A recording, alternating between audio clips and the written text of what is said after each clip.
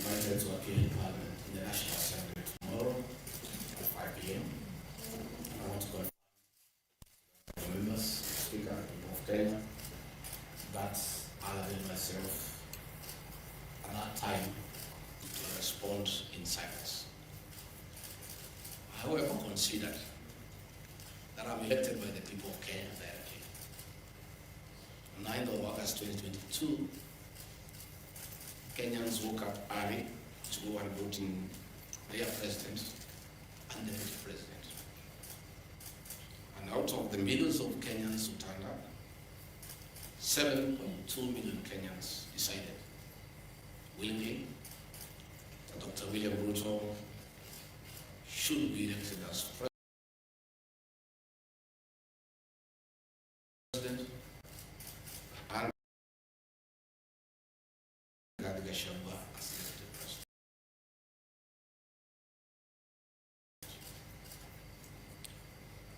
I think it's fair when members of parliament decide that they want to move the deputy president from office. President, hear his side of the story. I think it's very fair. And I thought it's also respectful to the voters to have the first opportunity to hear from me before the honorable members, because they are the ones who elected me to office. Article 1 of the Kenya Constitution says that the power, the sovereignty of this great nation rests with the people. In Parliament, that is the National Assembly and the Senate, enjoy the delegated authority from the people. It is therefore very important that the people who elected me as Deputy President get my response of the very outrageous accusations against their Deputy President that have no basis, that is sheer propaganda, that is a scheme to hold me out of office because of other political considerations, and has nothing to do with violation of the Constitution. It has nothing to do with gross misconduct, and it has absolutely nothing to do with committing international or national crimes. The people of Kenya are therefore entitled by right to hear from their Deputy President what is his response to those outrageous allegations. Again, an attempt to do a public participation in a very short exercise that was done. My response was not part of what was presented to the people of Kenya. The people of Kenya were being asked to give their views as to whether the Deputy President should be impeached from office, and the accusations were attached, but in a highly legalistic language beyond the comprehension of many Kenyans. But the response of the Deputy President was not there to enable them make an informed decision by listening to the charges against him and listening to his response. Because the rules of natural justice demand that no man should be condemned unheard. My lawyers will be vigorously challenging that public participation as a nullity, and that does not meet the threshold of public participation as expounded by the Supreme Court of Kenya during the celebrated case of Governor Peter Wabora. The motion alleges that 2 years since assuming office, Rigathi has acquired property and wealth whose estimated value is 5.2 billion, despite his known income by way of employment is 24 million. This is extremely outrageous. Honorable Mutuse goes ahead to give properties that he alleges are owned by one Rigathi Gachagua. I trust he was just given a document to sign. Had he taken some bit of time to do some research, he would not embarrass himself in the National Assembly. James Derito Gachagua was the governor of Nyeri. and died in London on the 24th of February 2017, and yours truly, Rigathi Gachagua, was by his bedside. Prior to his death, 3 or 4 weeks before, in privacy, he wrote his will and appointed Rigathi Gachagua to manage his estate. He did put his properties and assets and cash and anything that he owned in his world. And among the things that he did put was the Olive Garden Hotel, the Vifingo Beach Resort, the Queen's Gate apartment, and Langata high-rise flats. It is these 4 properties that the Honorable Mutuse alleges in the National Assembly that Rigathi Gachagua has acquired them after becoming Deputy President in 2022, when Rigathi Gachagua died in 2017. It is the most embarrassing allegation a member of parliament can table before the National Assembly. Those properties were constructed and were in operation when the late Gachagua was alive. I take this opportunity to ask for forgiveness to my late brother, James Derito Gachagua, that today, as your younger brother defends himself, he'll defile your privacy by distributing your will that you wrote in privacy. That your properties that you worked so hard for many years to benefit your wives and children are now a subject of discussion and are alleged to be proceeds of corruption. How unfair, how cruel can you be to a dead man? A man who worked so hard, a man who gave his life for his family, to buy plots, to construct property, and leave them in his death for his children and his brothers and sisters. And then you go to the floor of the House and allege that those properties are production of corruption. My dear brother, rest in peace and forgive me for having joined politics. Because were it not for politics, you would not suffer this shame. Your children are crestfallen as you see their properties being splashed in newspapers as proceeds of crime. The Olive Garden Hotel that is alleged to have been bought by Rigathi Gachagua belongs to the estate of the late James Derito Gachagua. And in his will, he directed that we sell all his properties and divide the proceeds among his brothers, sisters, wives, and children. We, as the executors of his estate, and I want to pay tribute to lawyer Joroge Regero and Mwai Madenge for their commitment and sacrifice to the Gachagua family. Many executors who have been given properties to run by deceased people end up misusing them and depriving the beneficiaries. These 2 great men and myself, because my brother knew I'm an honest man and a fair person, and he knew his family would never suffer in my hands, we were able to sell Olive Garden Hotel at 412 million and distributed the proceeds to the beneficiaries as directed in his will. We registered his will in the High Court of Kenya and were given the probate.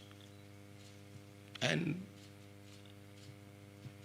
my late brother, in his wisdom, left Rigathi Gachagua 5% of his wealth. I was therefore able to get 20 million shillings from this sale. That is money that is in my account that again I'm told they are proceeds of crime. He left my mother 5% of his wealth, another 20 million shillings. And since my mother is dead, my late brother, because he trusted me, had put in his will that I hold my mother's shares in trust. So that is another 20 million shillings in my account. Again, my late brother left me another 4% hold in trust of the children who is deceased, the late Dr. Friend Wachira Gachagua, whose children are in South Africa. And another 16 million shillings was put into my account. My late brother gave 2% to my wife, Pastor Dorcas, because of her kindness of looking after him when he was ill. All this money that has come to me from a dead brother, I'm being told are proceeds of crime.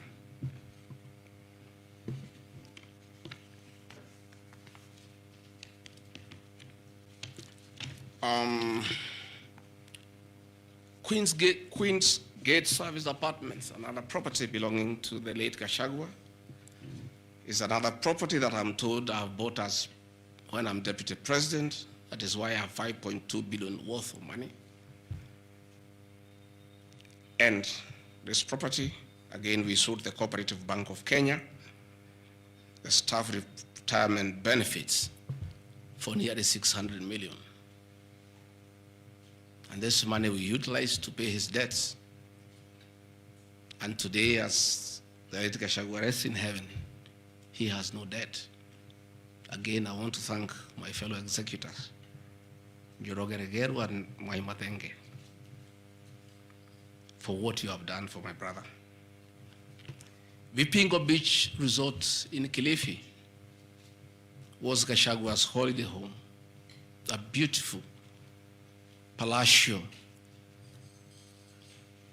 resort on 3.5 acres on the beach. I remember with nostalgia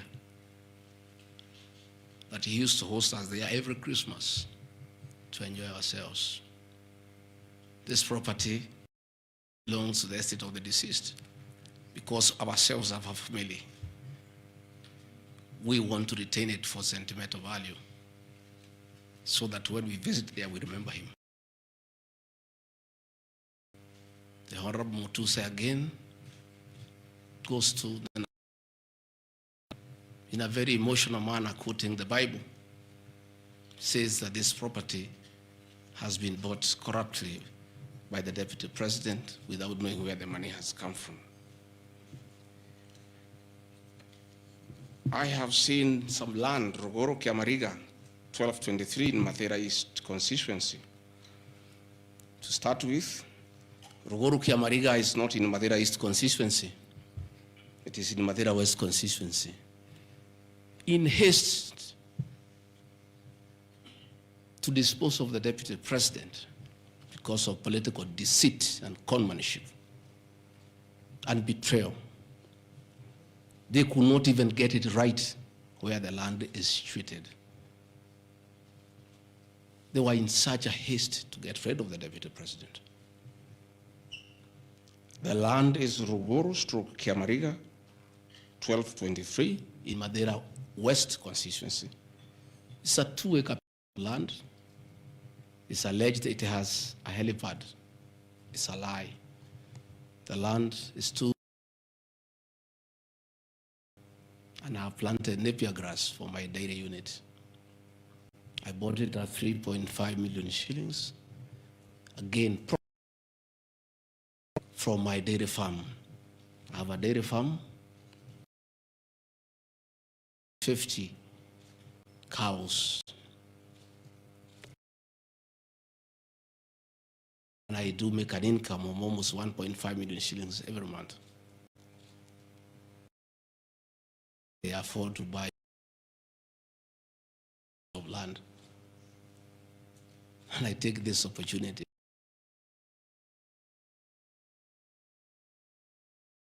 Anytime I've gone to the Rift Valley, in appreciation of the support I give President,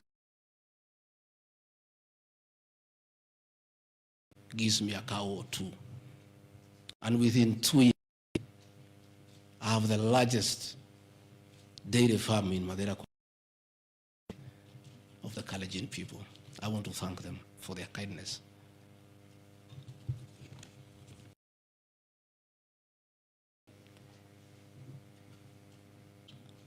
In Kakuret, Kabraine, in Kieni, Nyeri constituency,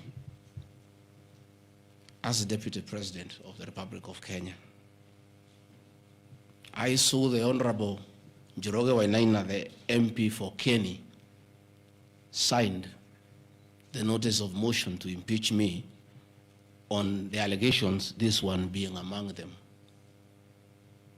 Had there been no malice, Njoroge Wainaina, the Honorable MP for Kieni, would have advised the Honorable Mutuse that he sold me this land in the year 2015.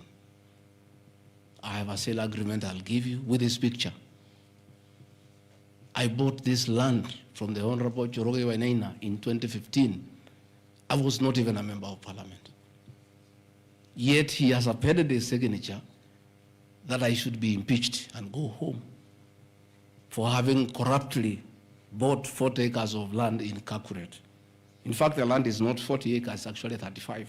The allegation is that it's 40 acres, but that land is 35 acres.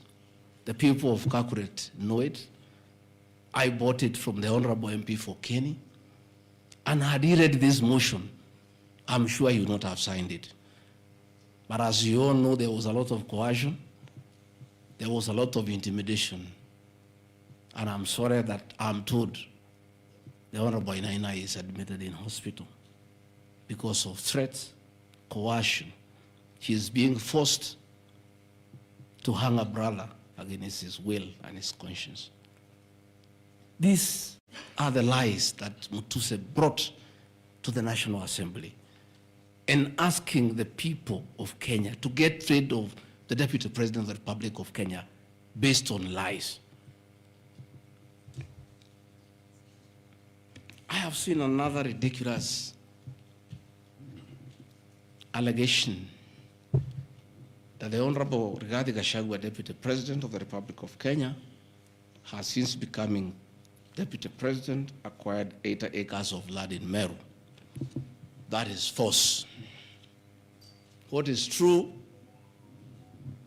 is that the Deputy President is a member of Solution Circle Limited in Meru.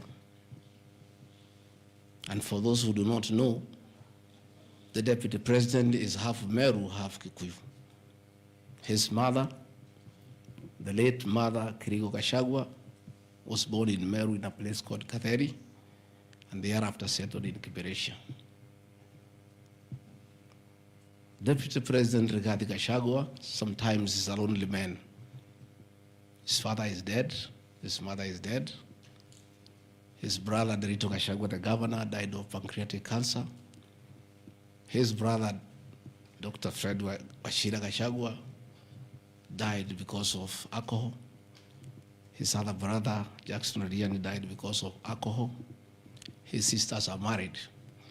So when he goes home, many times he's lonely. And he decided to look for some land in Meru where he can go and build a house and be among his relatives, his mother's relatives. And in the process, I identified a 29-acre land and borrowed money from Solution Circle, which I'm paying every month. We'll give you documents.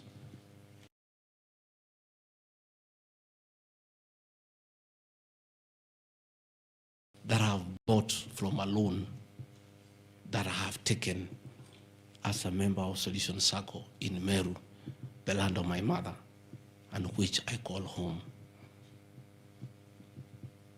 I have seen an allegation that I have a dairy farm in Nyandarua. I don't have a single animal in Nyandarua. I have some little land in a place called Shamata, but I'm yet to do anything about it. I think I just mentioned it to one of the member of parliament for that area called Gashagwa that I would like to start a dairy farm. And I think in those rumors in parliament, the Honorable Mutuse went ahead to say that I own a dairy farm in Nyandarua. I own no such farm today, but God willing, because of the good climate in Daragwa, in Shamata, one day, God willing, I'll have a huge.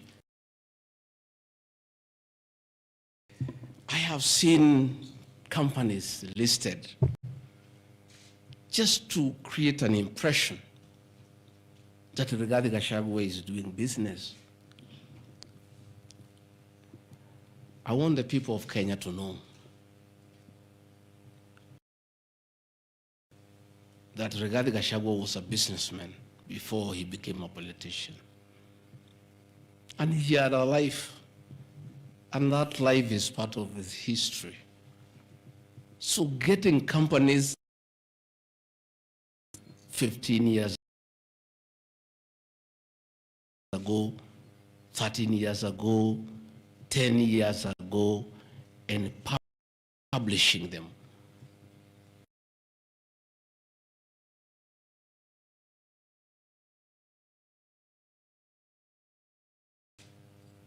I left university in 1989.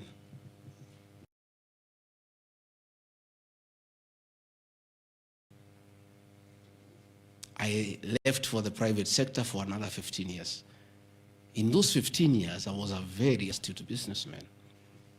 And luckily for me, maybe of you who are not that lucky, it was during the Kibaki era when things were working. The economy was strong, business environment was right, and there was room to make money. And I made money at that time. Those are old companies, and they are not trading. And when I became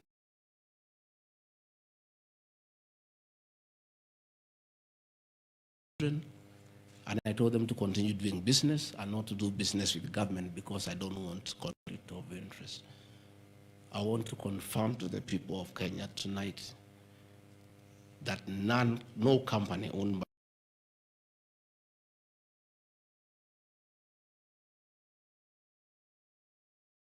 or anybody else linking the Gachagua, the Rigathi family with business deals with the Kenya government. I agreed with my children that they do business with the private sector. Do I bequeath it? And just for clarity, because I don't think they are worth a reply, because there's nothing about them. Rigathi Gachagua Foundation. As a member of parliament, I was educating orphans. I was educating children of single mothers. I was educating children of PWDs. And the education needed to continue. And I don't have the benefit of CDF money. So I started a foundation, the Rigathi Gachagua Foundation, to continue doing the work of charity. I have seen my foundation here. The Honorable Mutuse has not said what crime the Deputy President has done by having a foundation that is non-profit making.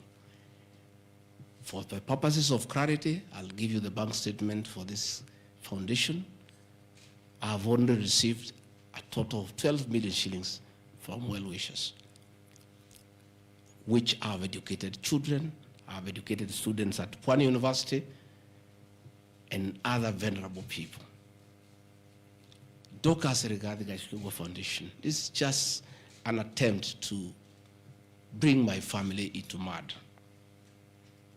Every Kenyan knows the work Dorcas Rigathi has done in this country for the boy child. She has opened clinics for addicted children, and she gets a lot of money in her foundation. since a decision was made that the government will not fund the office of the spouse of the deputy president, Kenyans of goodwill flock to her every day with cash donations, with material donations, for her to continue with a very good program she's doing of rehabilitating children in Kilifi, in Mombasa, in Nyandarua, in Laikipia, in Nairobi, and her work is well documented. I am yet to see from the mover's motion what crime the Rigathi Gachagua Foundation has done. There is no allegation, there is no evidence, there is nothing. Against the Rigathi Gachagua Foundation, there is nothing. Spiritway Limited is a company registered by Dorcas Rigathi that does work with church ministries.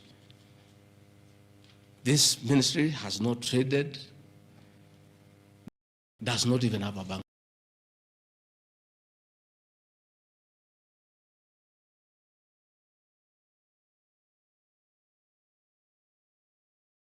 account. Is some strong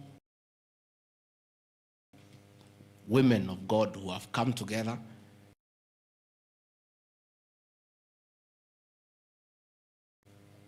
to preach the gospel.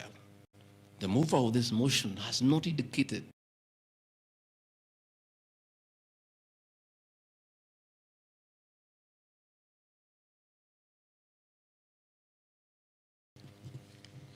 Calvary Creed International Limited, as the name suggests, again on evangelism and activities to do with the Church of Christ. I have not seen a single allegation against this company. Mothers of the Lord Limited. Again, this is a company incorporated my wife, Pastor Dorcas, in 2021 with our friends. It has never traded. It does not even have a bank account. The Anani Collective. This is a business name registered by my son, Dr.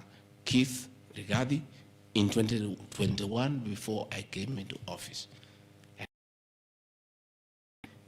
The ideas he had, they have not yet to fruition. So the company is dormant. I am waiting to see a single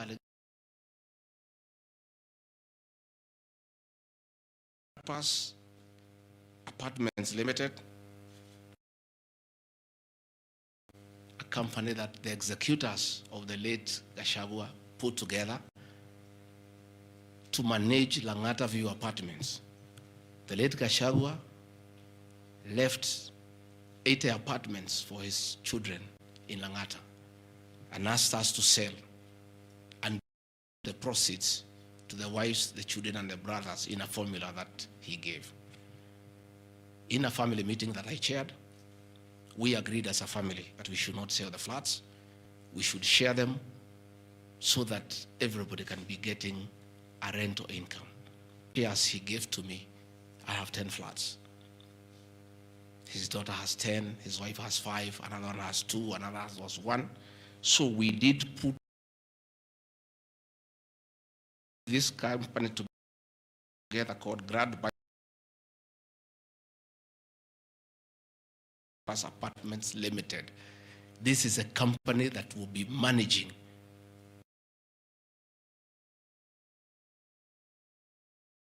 estate of the late Gachagua.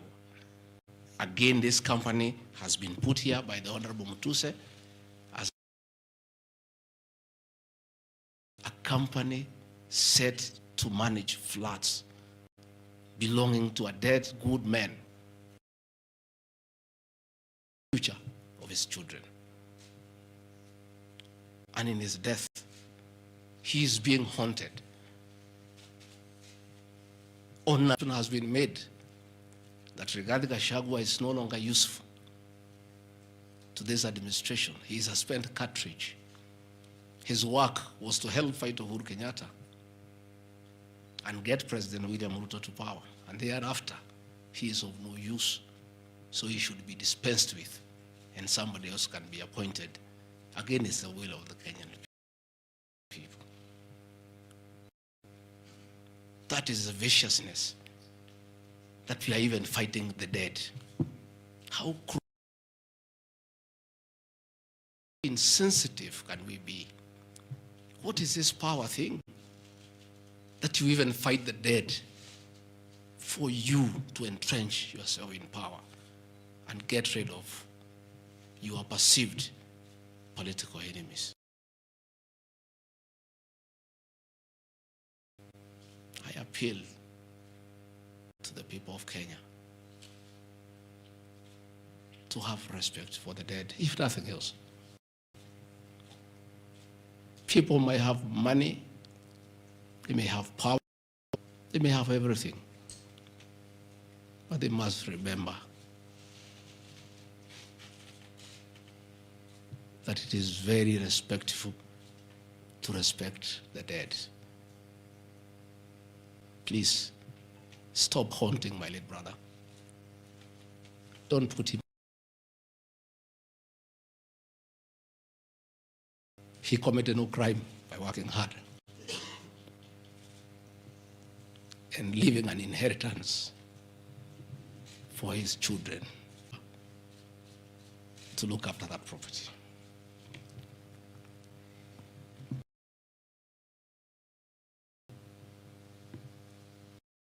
Fortis Viz Group Limited is a company incorporated in 2023 by my son Kevin.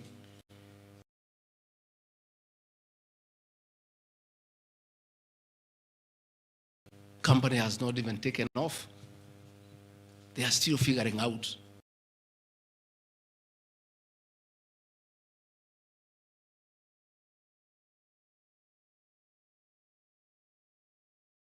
Company and find out what is not happening. This company has not even started. These are innocent boys who have decided to invest in their own country. Why do you want to destroy them? You can destroy Rigathi Gachagua, fair enough, he has led for 59 years. But these boys, hardly 30 years.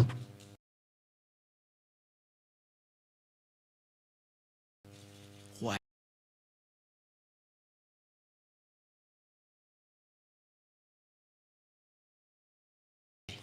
You want to destroy them?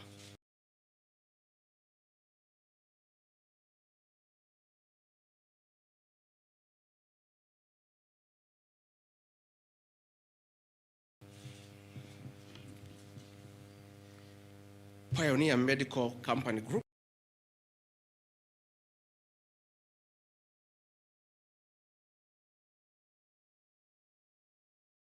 Are you bringing it to Parliament? At the roundabout at Bomas on your way to Rongai. And we built this company from scratch. And it's been in existence for years. And when we stopped trading with it, we put up apartments in Kroi, in Rongai, called Rido Plaza, that are managed by this company. We collect rent. We have, I think, 40, 50. We pay tax every month. What wrong has Rido Furniture Mart done? Rido Plaza was 12, 10 years before Rigathi Gachagua became deputy president. Even if you, why don't you pursue him for the 2 years he has been in office? Why do you want to go back 20 years before he became deputy president and criminalize his enterprise and his hard work? Biovet Kenya Limited is a company, again, I founded in 2009. Many years before I even went to Parliament. It has not done business for the last 15 years. Not a single shred of evidence that this company has done wrong. It's not there. Murani Manufacturers Limited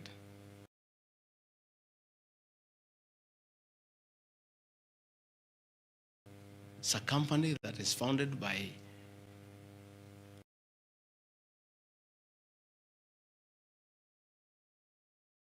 a character from our village and sold some shares to my wife and my children.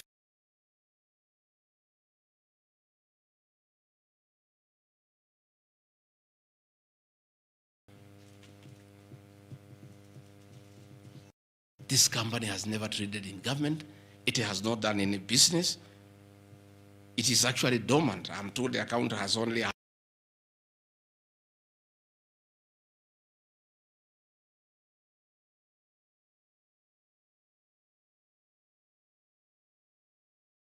some shares in a company that has 132,000 shillings.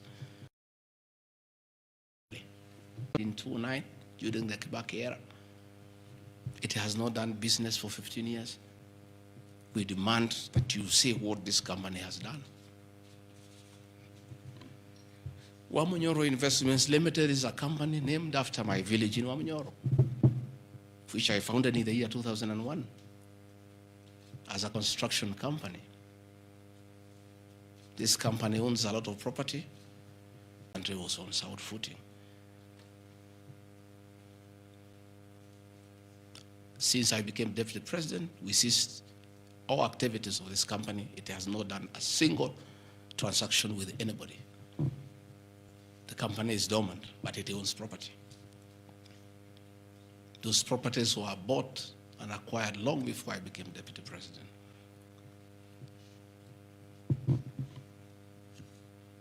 Cosmea Venture Limited is a company that was incorporated in 2018 before I became deputy president by my sons. They do what you call bulk SMS. I used to give them work when I was member of parliament to send messages to my constituents. I think they were charging me 30 cents per SMS. Some young, enterprising young people. Company 2018, it doesn't do business with government. It is not accused of any wrongdoing by anybody, anywhere. It's just name there. Royal Crimson Ventures operated in 2018 by my children to do their little business. No allegation of any wrongdoing. Annexed to the motion. Kurito Properties Limited, again,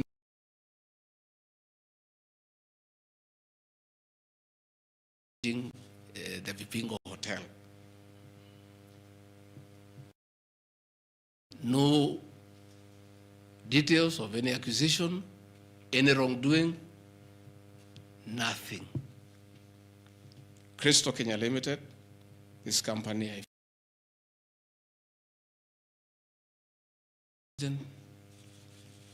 I gave out my shares to, and myself and my wife, we got out and asked them to continue doing business. My two children, like their father, very enterprising.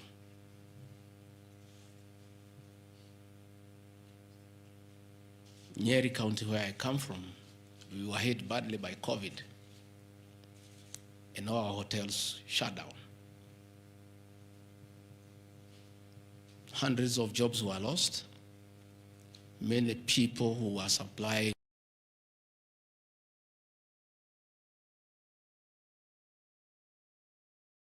to those hotels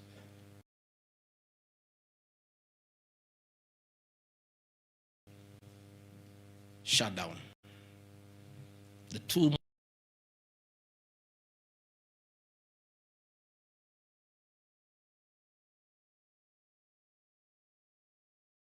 was for sale, and my children were in.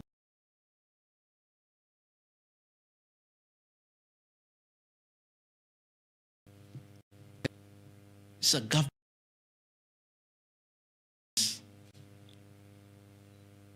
And the person who owned Outspan Hotel had also leased the Treetops Hotel.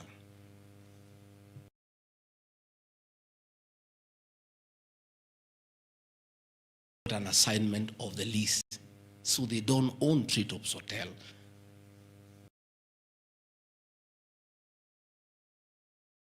WS to Aberdare Safari, then an easement to Crystal Kenya. That is not part of this proceeding. But they have no other forum to defend themselves, so have to defend them. They are grown-ups. They should defend themselves, but they don't have the forum. They went to a bank and borrowed 600 million. The documents are there. And bought a hotel and bought the lease. And I publicly announced that my family has acquired the 2 hotels because there was nothing to hide. I saw no need to advise my children straight business. They went and borrowed 600 million from the bank. And they were given 1-year moratorium, which is not over, to do the renovations and all that and open the facility.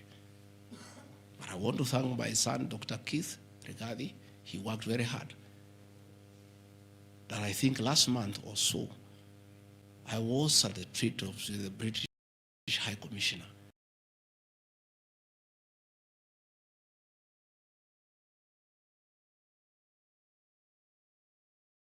To open the treat-offs. It's important to the people of Nyeri and the system. It is in the Treetops Hotel that Princess Elizabeth slept. And when that facility was shut down, it was very devastating to the people of Nyeri and the Aberdare ecosystem.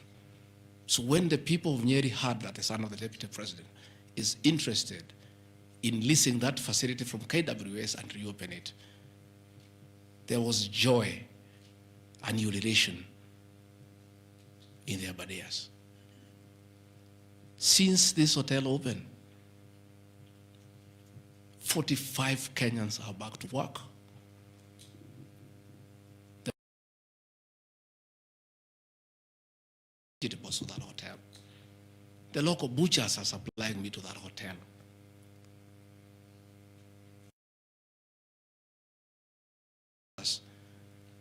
Come every weekend to entertain the tourists. The tourism circuit of the Aberdare is back and now being demonized as crooks, as criminals who should not invest in their own motherland because the Deputy President of the Republic of Kenya spends a lot of time in one of his functions that he has been given by the President to coordinate development partners and look for investors. Why should the Deputy President go to look for foreign investors when his own children can invest at home? Children of many other people I know hide their money in Dubai and Cayman Islands. They don't want to invest here. What crime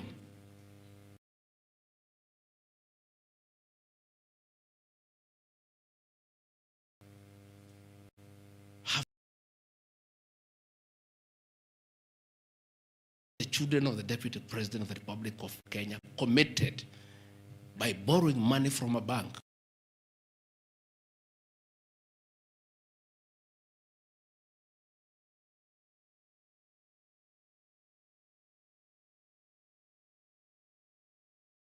These boys are so demoralized, asking me, Dad, why didn't you advise us?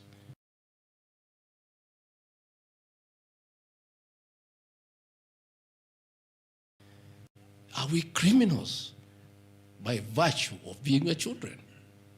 That's a question my children are asking me.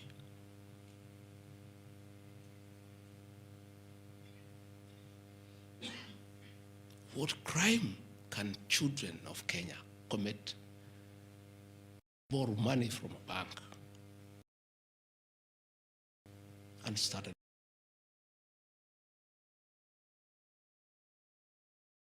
enterprise and employ people.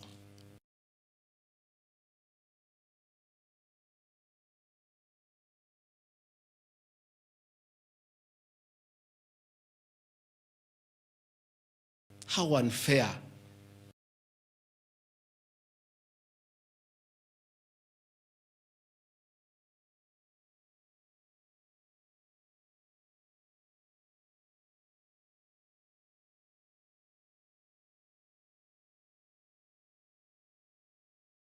Can a country be to its young population?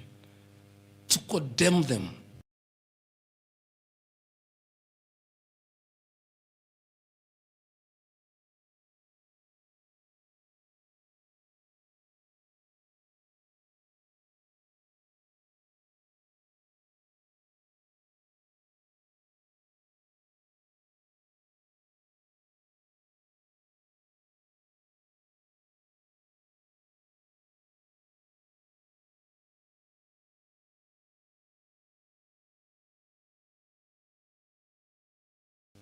Are making $1 million shillings or so every month.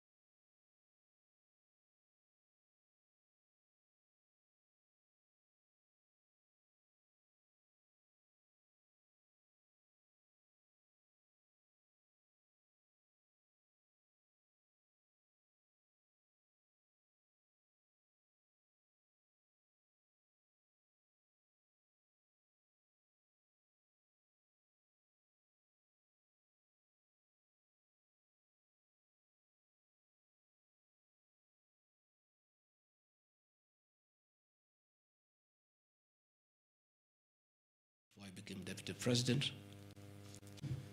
headline I've ever seen. And this is the most,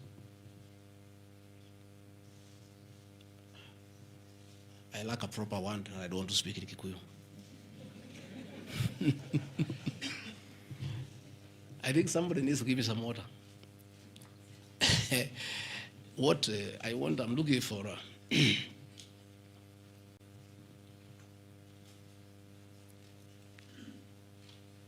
I have seen that allegation. And I want to respond as follows. One,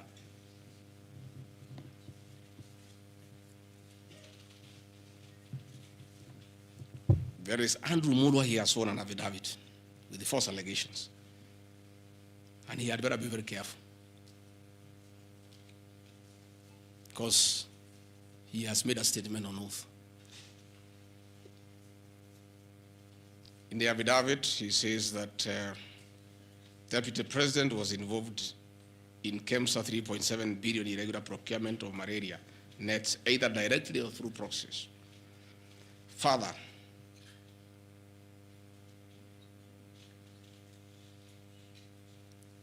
Shobika Impex Limited is an international company, the fourth largest manufacturer of mosquito nets in the world. It has done many tenders with KEMSA, with the Global Fund, countries in Africa, in Asia. And there was a tender.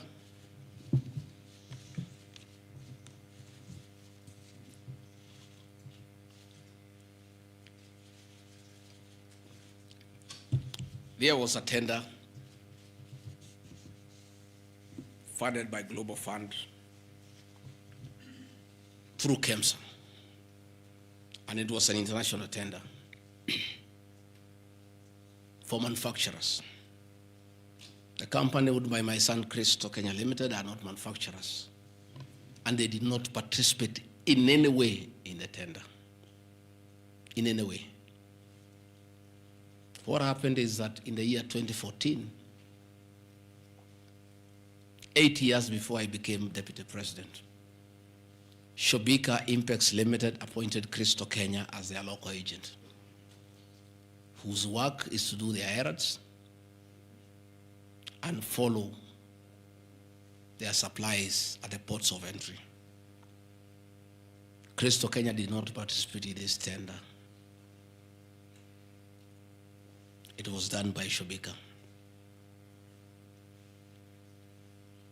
KEMSA wrote to Shobika and said, your tender was not successful because you had a problem with pagination of your security document.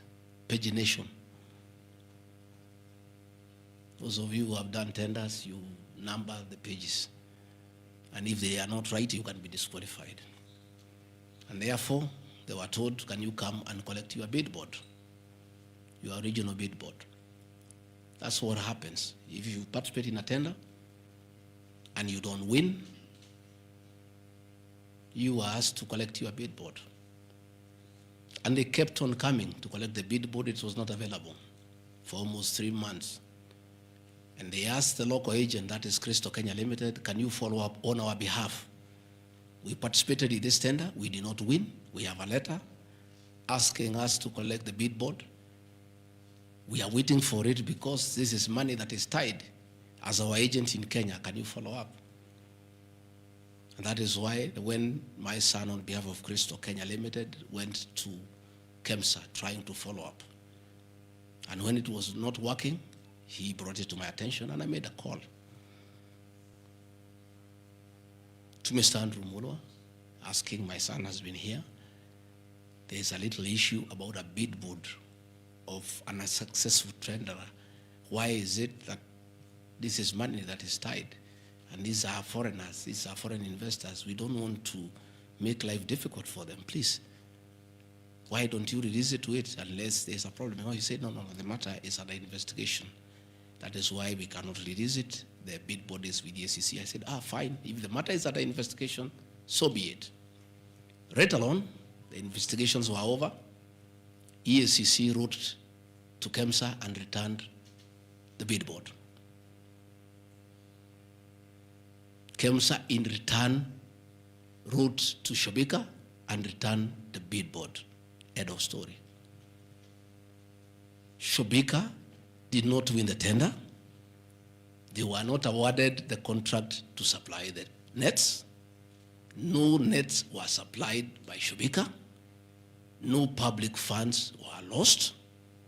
And we are told by Deputy President asking why a bid board to a tenderer who has failed to win cannot be returned. He endangered the lives of the people of Kenya. That is how absurd the allegation is.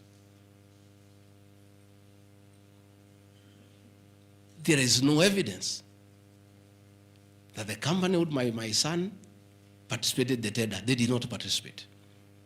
There is no evidence that the Deputy President interfered with the tender. The only crime is that urging so that we don't frustrate foreign investors. If they were not successful, why are you keeping their tender security? You need to give it to them. And it was a lot of money. I think it was 500 million or something like that. So I want to say this is a very ridiculous, and I take great exception to the headline by the Star. Please, we'll give you the documents. Tell us, where was the deputy president involved in a tender? This is a tender that never was. And for the record, to show that this tender had no problem, after the investigations, during the investigations, the CEO, Terry Ramathani, was suspended to allow investigations, as it should be. And Mulwa became the CEO. Mulwa was not there during the tendering. He came after the tender had been annulled. And he was dealing with the aftermath of the annulment of the tender, that is returning the bid boards, sending document to ACC. After investigations by ACC and the Senate were concluded, Terry Ramathani was appointed by President William Ruto as the Deputy High Commissioner to India. That tells you, because when those appointments are made, the head of public service writes to ACC, DCI on issues of integrity. Terry was cleared, which means there was no scandal.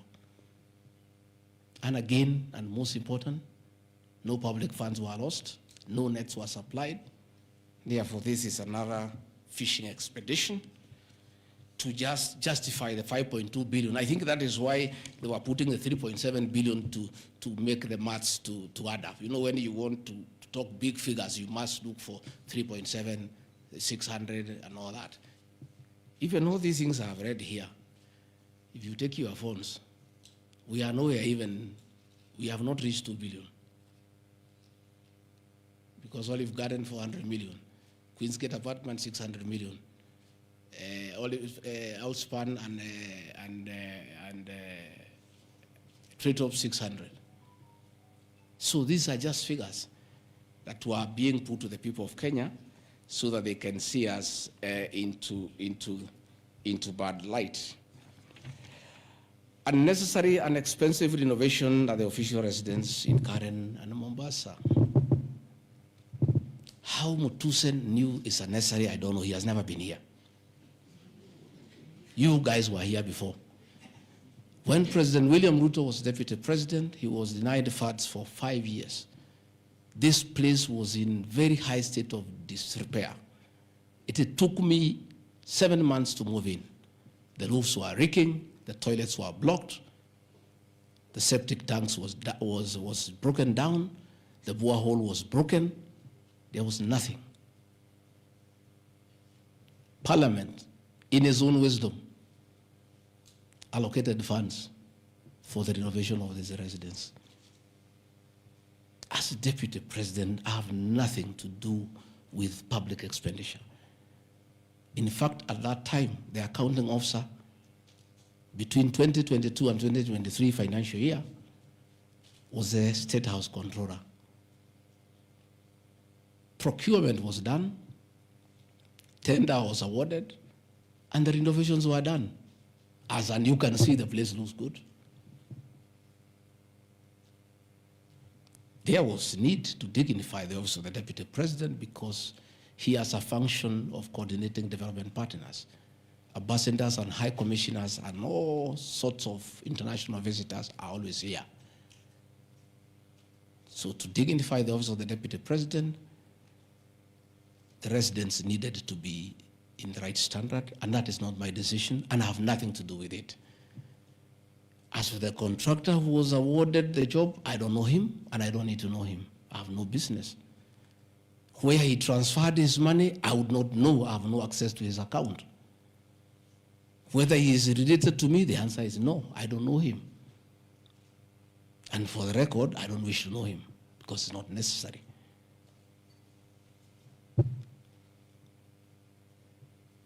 Government expenditure is audited every year by the Auditor General. Since this office was under the executive office of the Deputy President for that financial year, the Auditor General did her inspection and gave us a clean bill of health. The renovations that were done were not highlighted with having any audit query.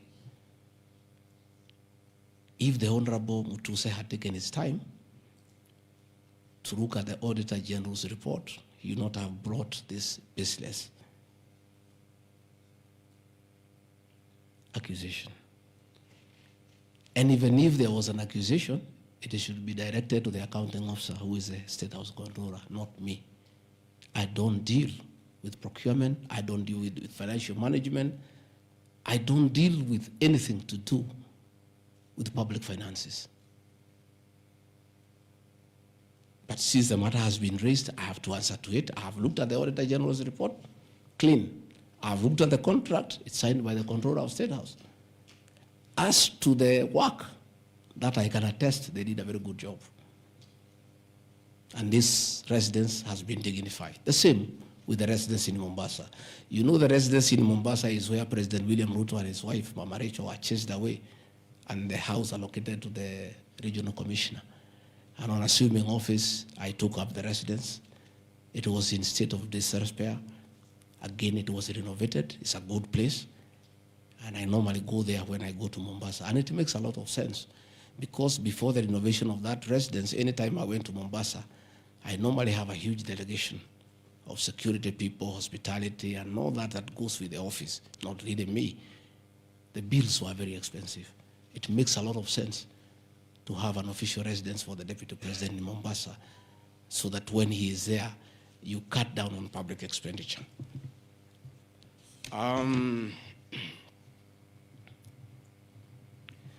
Dubiously acquiring a substantial portion of sum of 100 million paid to Lusona Events Limited. Again, that's another ridiculous accusation from the North. This is people who give services here for events. We have many meetings. You have come here for IBEC. There are tents put up here to the required standard. We have meetings here for development partners. This is a very busy residence. Most of you have been here. Again, I don't get involved in procurement. That is the work of the accounting officer and his team in public finance management. As to the person who does that work, I don't know he or she, and I have no business knowing who does the work. Those are things that are not in my purview. Again, the ridiculous accusations that that money came to me, one would have to demonstrate how it came to me. Was it brought to me through my account, through cash? Who was there? What is the evidence?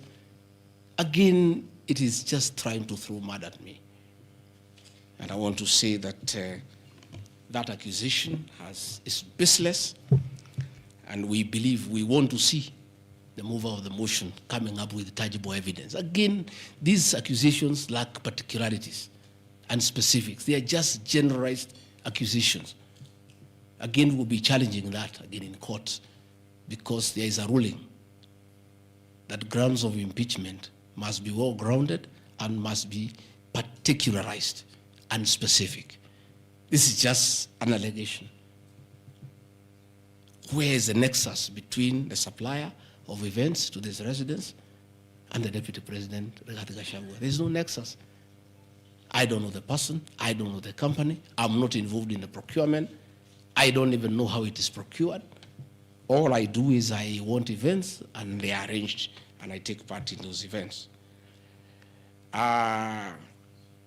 Those accusations of funds utilizing the Deputy President, in the office of the Deputy President, coming for my personal benefit, are ridiculous, unfounded, and totally malicious, and there is no evidence whatsoever. And I want you people of the press to also ask these people to give you the evidence. Don't just write headlines. Ask, where is the evidence? Where are the particulars? You know, you don't just allege oh, this particular supplier, this money went to the deputy president. Yes, fine, that is good. How? How did it go to the deputy president? You must explain.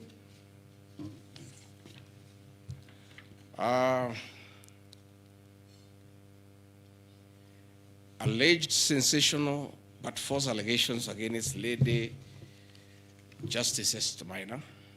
It is alleged that a special notice of motion at ground 4 had a gross violation of the Constitution, that I publicly attacked the Lady Justice Esther Maina and forcibly threatened to bring action against her. I did not threaten to bring any action against Justice Maina. I did bring action against her. I was just informing the public because I'm a public officer and I have freedom of speech. I have filed petition before the Judicial Service Commission against Justice Esther Maina in issues I felt I did not get proper justice. So I did not threaten her. I did what the law says.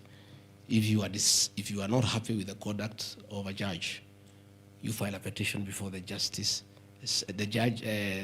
Judicial Service Commission, which I have done. Again, I don't want to delve before the matters because it is against sub judice. But that I have done, so I cannot be threatened. I cannot be said to threaten her. And again, I have a right as a leader, as a Kenyan, to say what I'm doing. And I did say publicly that I will bring a petition against her, and I have done it. And the evidence is there, you see it, we have filed a petition, and we are waiting for it to be concluded.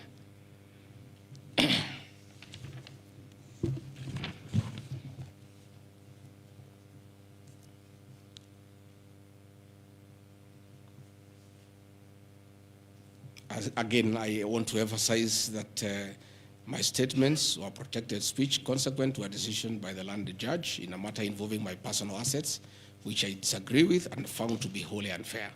The matter having been concluded at that stage, my criticism of the decision was not sub judice, nor in any other manner prohibited by law.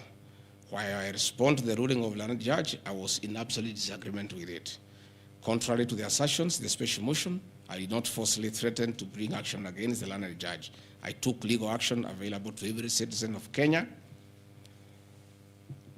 under Article 168(2) of the Constitution, which allows any person to petition the Judicial Service Commission for the removal of any judge, and filed a legal complaint before the Judicial Service Commission in March 2024. The complaint being live before the JSC, discussion of the conduct of the learned judge in the said matter here would be sub judice.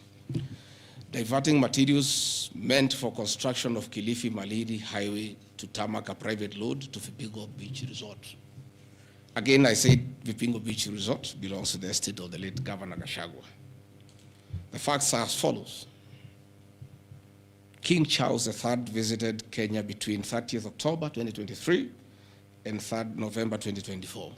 During his state visit, one of the designated places where King Charles III was to visit was Kuritu Marine Conservancy, which shares a road with the Vipingo Beach Resort. And it's a public load, by the way, it's not a private load. I have an extra copy of the program of the state visit to Kenya by King Charles III, marked RG, which at page 13 on items 63 and 64 shows his departure and arrival at Kuritu Marine Conservancy. As I was walking around, I slept there, I think 2-3 weeks before the arrival of the king. And as you all know, I walk every morning. And as I walked on that road, I found there was a lot of activity and tarmac was going on. I was very happy and I asked what was happening. And I was told that the king himself, the third, will be coming. So, like all other residents of that area, we are very indebted to King Charles III, that this was done very speedily. Rigathi Gachagua never called anybody to do this road. In fact, I'm informed that this road is donor funded, the one to Kilifi, and there is a component of corporate social responsibility. And I have learned, after I have inquired, that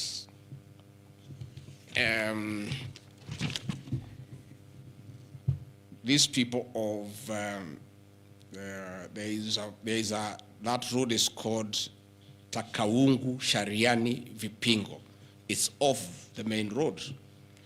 And I am made to understand that Kuritu Marine Conservancy, Vipingo Secondary School, Shariani Primary School, among other stakeholders, including a public market, applied to Kenha to be considered for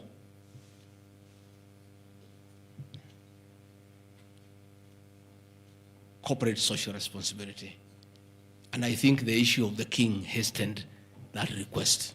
And that's why I said we are grateful to the king. Again, I invite evidence to show that I influenced that road. In any case, I would like to know the member of parliament for that area, how he will vote in this motion. He should be a very happy man. If Deputy President Rigathi Gachagua occasioned a tarmac road to be done in his constituency, he should vote for me. But I didn't. And when I went there, that Shariani market, people are very happy with that road because I walk there in the morning when I sleep there. People are very happy with that road. The secondary school there, the boys and girls are very happy. The primary schools are there. And again, contrary to the assertion by the Honorable Mutuse, it's not a private road, it's a public road. And it is serving many people, a primary school, a secondary school, a market, and a whole community, including the family of the estate of the late Governor Rigathi Gachagua. We are just beneficiaries of good deeds by our government that were hastened by the arrival of His Majesty the King III. Undermining the President and the Cabinet by allegedly making contradictory public statements from the position taken by Cabinet regarding the evacuation of the people residing along Nairobi River. To start with, for the record, President William Ruto has never complained to me that I have undermined him. If he has told that to Honorable Mutuse, I would like to know that he has complained to Honorable Mutuse that his deputy has undermined him. Article 147 of the Constitution provides the Deputy President shall be the principal assistant to the President and shall deputize for the President in the execution of the President's functions. Article 28, which states that every person has inherent dignity and the right to have that dignity respected and protected. Article 29C, which states that every person has the right to freedom and security of the person, which includes the right not to be subjected to any form of violence from either public or private sources. Section 152G1 of the Land Act, which states that notwithstanding any provisions to the contrary in this act or in any other written law, all eviction shall be carried out in strict accordance with the following procedures. A, be preceded by proper identification of those taking part in the eviction or demolitions. B, be preceded by the presentation of the formal authorizations for the action. C, where groups of people are involved, government officials or their representatives to be present during an eviction. D, to be carried out in a manner which respects the dignity, right to life and security of those affected. Include special measures to ensure effective protection to groups and people who are vulnerable, such as women, children and elderly, and persons with disabilities. F, include special measures to ensure that there is no arbitrary deprivation of property or possessions as a result of the eviction. G, include mechanisms to protect property and possessions left behind involuntarily from destruction. H, respect the principles of necessity and proportionality during the use of force and give the affected person the first priority to demolish and salvage their property. Critically, our Constitution provides at Section 147(2) that first, the Deputy President shall perform the functions conferred by these constitutions and any other functions of the President as the President may assign. Pursuant to Article 3 of the Constitution, I, as well as every citizen of Kenya and state of public officers, have the obligation to respect, uphold, and defend the Constitution in performing any of my functions. The national values and principles of governance contained in Article 10 of the Constitution by those state organs, public officers, and all persons, including myself as the Deputy President, wherever we make or implement public policy decisions. In relation to this matter, these national values and principles include the rule of law, democracy, and participation of the people, human dignity, equity, social justice, inclusiveness, equality, human rights, non-discrimination, and protection of the marginalized. Adherence to these principles became extremely important when we, as state officers, are contemplating legal evacuation of citizens with a duty to avoid inhuman forced evictions that would be contrary to our Constitution and international law. While campaigning with the President, and subsequently when I was sworn in as Deputy President, you can remember, I promised as a key pillar to the Kenya Kwanza government that there will be no forced and unlawful evictions, and that all evictions shall be human and entail legal compensation. You remember my inauguration speech. I said never again shall this administration carry out inhuman evictions in a brutal manner as was done in the previous administration. I and my office, the Office of the Deputy President, have undertaken extensive engagement with all parties in regard to the cabinet decision on eviction, which I fully support, including the Nairobi River, which is an entity under the ODP and County Government of Nairobi. Adherence to these principles become extremely important when we as state officers are contemplating legal evacuation of citizens with a duty to avoid inhuman forced evictions that would be contrary to our Constitution and international law. Guideline number 6 of the United Nations General Assembly, guidelines for the implementation of the rights to adequate housing, prohibits forced evictions, and the state should ensure that any eviction under domestic law are fully compliant with international law. The guidelines further require meaningful engagement with communities to ensure that the rights of residents are implemented cooperatively without the need for eviction procedures or police enforcement. I have supported the implementation of cabinet directives on the eviction, safe for the fact that on being informed that each person residing at the Nairobi River was being evicted and paid only 10,000 shillings, which I and many other Kenyans felt inadequate compensation for eviction. I insisted that the government should abide by constitutional dictates and international norms while implementing any cabinet decision, including eviction, and maintain the dignity of citizens of Kenya facing evictions. My statements did not and cannot be construed to undermining the president, because the president, like me, sought to defend the very Constitution. I hope I'm very clear. Am I clear? I cannot, I will not oversee, supervise, forced, brutal eviction against the people of Kenya. That I will not, and I can't. President William Ruto and I on the campaign trail gave a solemn undertaking to the people of Kenya that under our administration, that will never happen.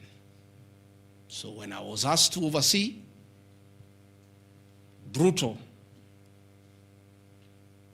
inhuman eviction against innocent people without notice, without compensation, without due regard to what the Constitution says, I found it very, very difficult.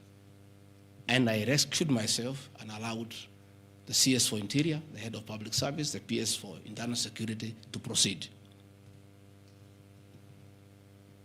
If that is the reason why Rigathi Gachagua should be impeached as Deputy President of the Republic of Kenya and sent home for refusing to undermine the Constitution, for saying no to brutal and inhuman eviction of poor Kenyans, let it be. Undermining devolution by allegedly holding a meeting in Nairobi. Good people. I'm sure you are as embarrassed as I am. That a deputy president holding a public meeting to talk to the people of Kenya is undermining devolution.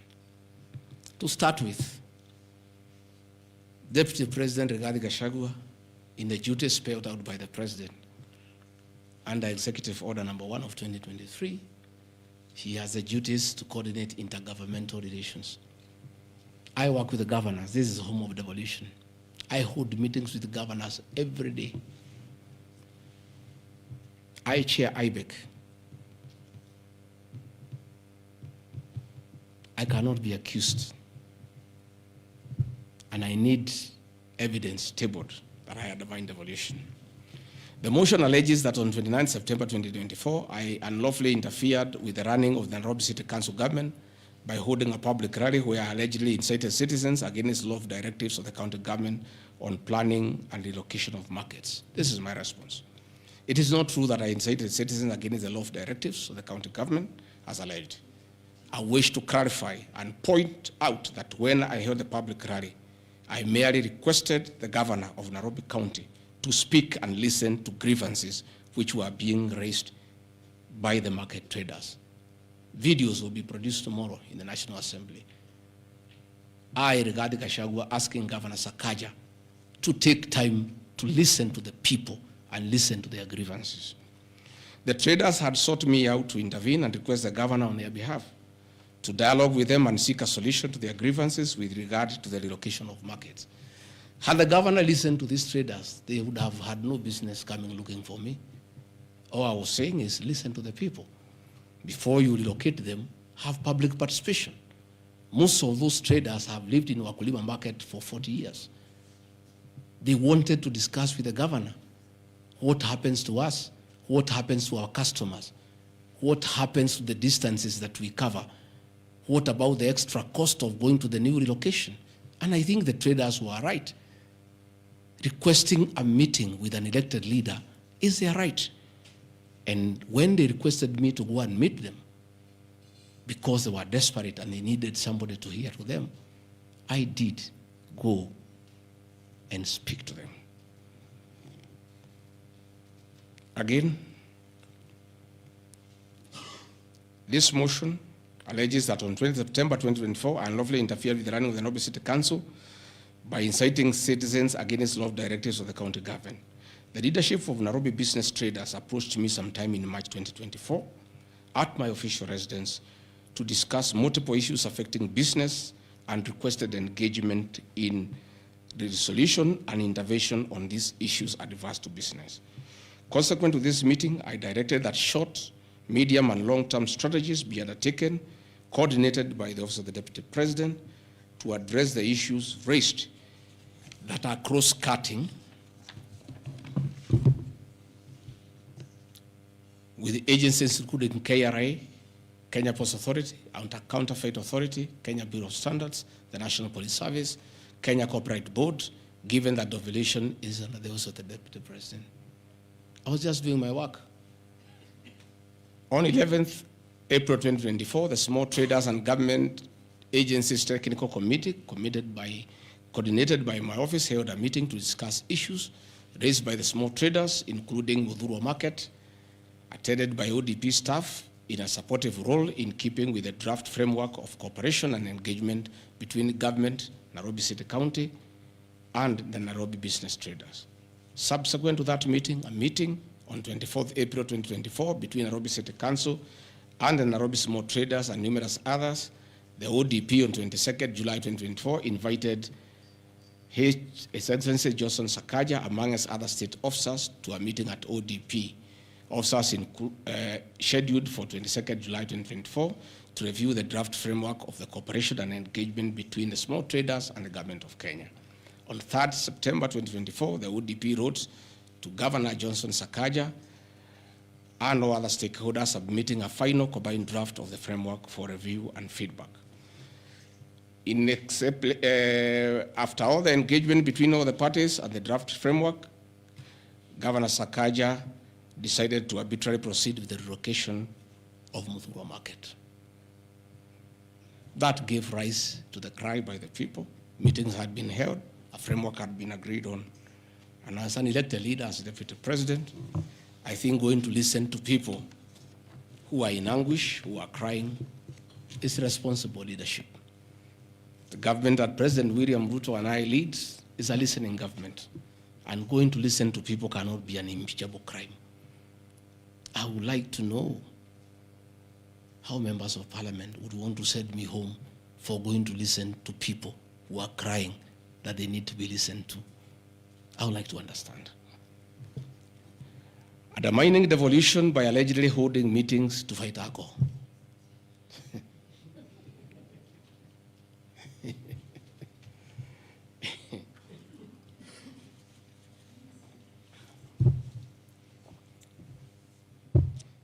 I think tomorrow will be the greatest circus. Or do I call it the theater of the absurd? That Deputy President Rigathi Gachagua, undertaking duties assigned to him by the President to fight illicit brews and drugs across the country, should be impeached because by doing so, he is interfering with the devolution. I held meetings in Nyeri, attended by Governor Kahiga, Governor Waiguru, Governor Irogo Kangata, Governor Wamatangi, Governor Kiari Badilisha. I held a meeting in Chuka, attended by governors of Embu, of Tharaka Nithi, of Meru. I attended a meeting in Mombasa, attended by governors of Kwale, a representative of the governor of Mombasa, the governor of Taita Taveta, a representative of the governor of Lamu, to discuss. I held a meeting in Nakuru, nearly with all governors present, and all of us jointly, under my chairmanship, the Ministry of Interior and Governors, we agreed on how to tackle the menace of illicit brews. And we have a good story to tell. Out of those efforts, our young men who are sleeping in trenches are back home. Women are very happy their husbands are back home and they are bringing food. In fact, some children have been born. Some have even been named Rigathi because of the effort that I have put in fighting illicit brews. I think the people of Kenya would be shocked to hear tonight that one of the accusations against their deputy president and why he should go home is because he led the battle to fight illicit brews and drugs that has caused havoc among our young people. Please, if Rigathi Gachagua is a problem, why don't you assign this job to somebody else? Because this job must be done. We must get our children off drugs. We must fight illicit alcohol. And saying that you want to impeach the deputy president because fighting illicit brews and drugs is interfering with the devolution. I think this is the greatest joke of the year.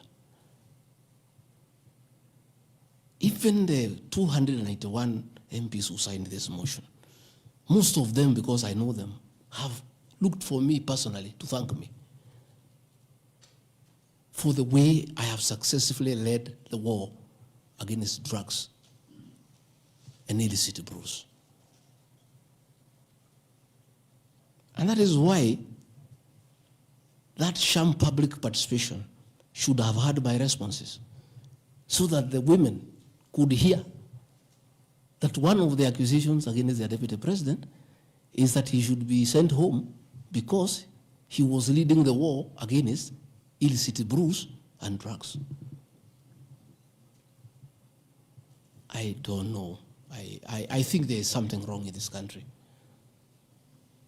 That somebody has sat down to draft a motion to impeach the Deputy President of the Republic of Kenya. And one of the grounds is that he has interfered with the devolution by leading the war to fight illicit brews and drugs. This is a height of absurdity. And Parliament will be the theater of the absurd. I would like to hear what is the nexus between fighting illicit brew and interfering with the devolution. I would like to know. I've never had any governor complain. I've never had any MCA complain. I've never had any Kenyan complain. The only Kenyans who have complained are few.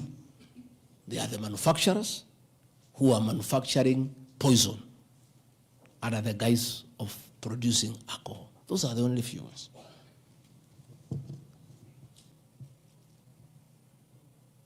I beg the National Assembly and the Senate, most of the National Assembly, to save face, to consider striking this ground before the motion tomorrow, because it sounds ridiculous to the people of Kenya.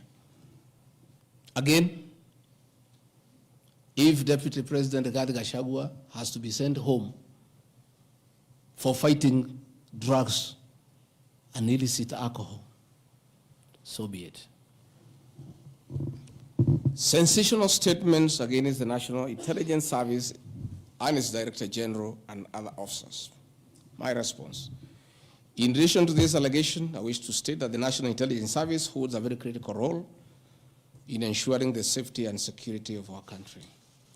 They are responsible for gathering intelligence and share it with all our law enforcement agencies to ensure that the country is safe at all times. Consequently, when the country was caught flat-footed with regard to the scope and extent of the public's dissatisfaction with the Finance Bill 2024, which degenerated in the Gen Z protests, it pointed to the failure of the National Intelligence Service in carrying out its mandate. I am persuaded that the National Intelligence Service ought to have known beforehand that the public was completely opposed to the finance bill, and they ought to have briefed the president before the protests began, as this would have caused a change of tact by government regarding the proposed bill and protest, which culminated in the loss of innocent lives and destruction of property, could have been avoided. Hence, I express my opinion, as this is in my public media briefing in Mombasa, and my utterances were not any different from what happens to other countries when there is lapse or failure by the intelligence agencies. Many of you will recall that after September 11th terrorist attack in the US, the US intelligence agencies were massively criticized. An inquiry was even opened to investigate why the intelligence agency was not able to detect and thwart the terror attack. Under the Constitution of Kenya, the government agencies are supposed to be accountable to the Kenyan people, including the National Intelligence Service, and calling them out when there is a dereliction of duty does not amount to undermining them. In any case, the Director General of NIS is not above the law. He is a public officer. Just like the President, the Deputy President, Cabinet Ministers, he too is subject to criticism like any other public officer. In fact, I'll have videos. President William Ruto, as Deputy President, at one time criticized the then Director General of the National Intelligence Service. In another video, he heavily criticized the then Inspector General of Police for their performance. I have learned from my boss how this job is done. It's clear. It's done. I mean, nobody, the President is criticized daily. The Deputy President is criticized daily. And we take no offense. The Director General of the National Intelligence Service is not above the law. He is a public officer. He is accountable to the people of Kenya. And when one feels he has underperformed, he'll be called out. Because that is the nature of the Kenyan state. And this I learned from my boss when he was Deputy President. Again, there was an issue that the President and I committed ourselves publicly that never again in our administration shall ever we allow abductions and extrajudicial killings. Despite the police keeping on misleading the president to say that there are no abductions, you all know, you have evidence on video that they have happened. And that is what I commented, and I said it is wrong. And because I'm a truthful person, I'll say what is wrong when it happens. Despite the fact that I am compelled by the principle of collective responsibility to be part and parcel of every decision made by government, that I'll continue to do so, but only those decisions that are constitutional and within the rule of law. Abductions and judicial killings are unconstitutional. I will never support them.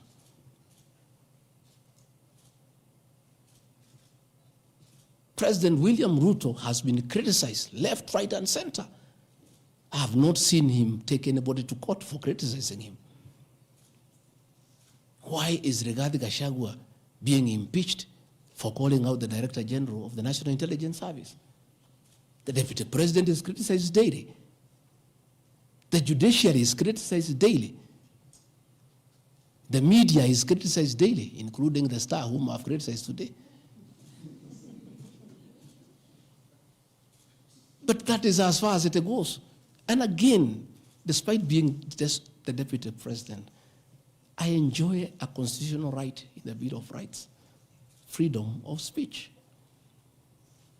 And if the Director General of the National Intelligence Service was aggrieved, there are mechanisms of how he can take me to court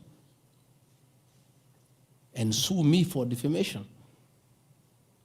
And I'll be able to argue why I said what I said.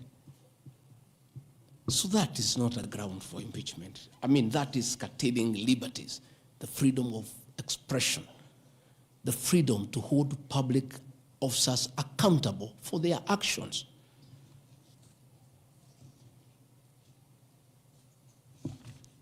And I want to say finally,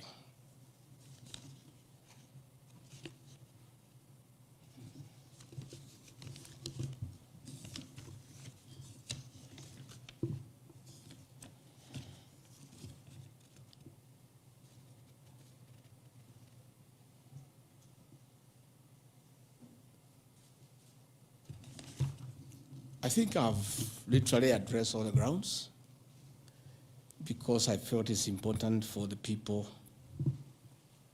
of Kenya to know the allegations against the Deputy President and his responses. And as you have heard, though you are not judges and you are not advocates, there is nothing here that violates the Constitution. There is no gross misconduct. There is no crime that has been committed.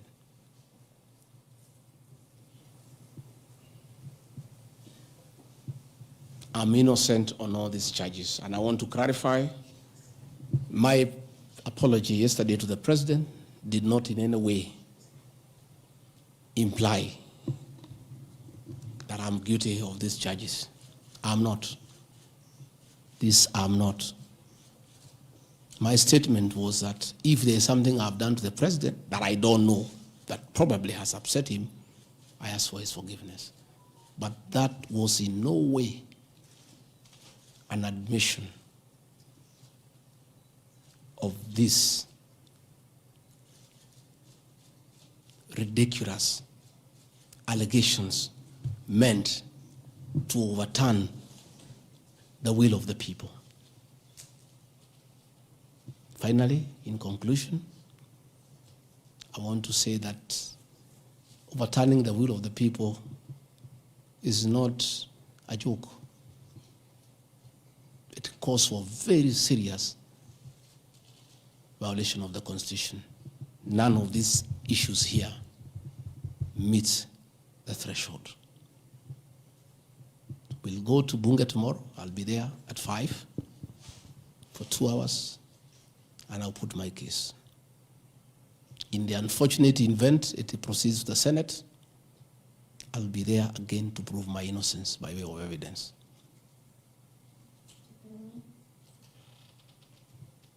When I called this press conference, there was a lot of speculation that Rigathi wants to resign.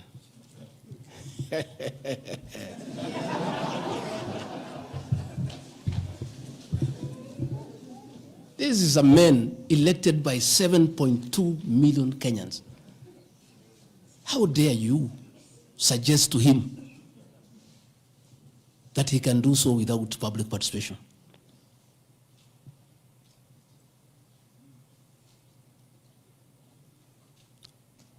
I have no intention whatsoever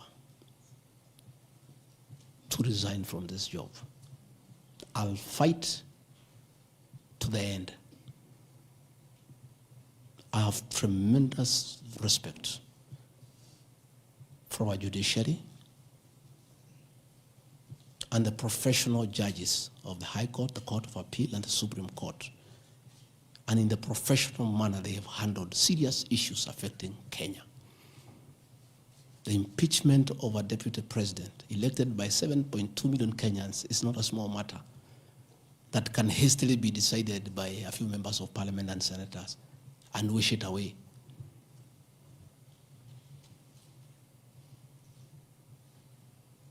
I'll submit myself to independent institutions to get justice. And I'm sure, I have no doubt in my mind that I'll get justice.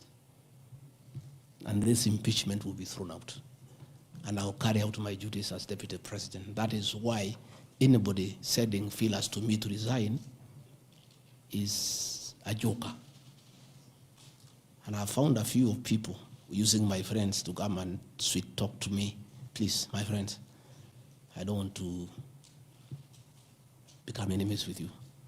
When you are given such silly messages, don't bring them to me. I have no intention. I cannot resign. I did not give myself this job. I was given by the people of Kenya. I've done nothing wrong against the people of Kenya whatsoever. I've worked hard. I've been very loyal to my boss, President William Ruto. I have worked hard every day.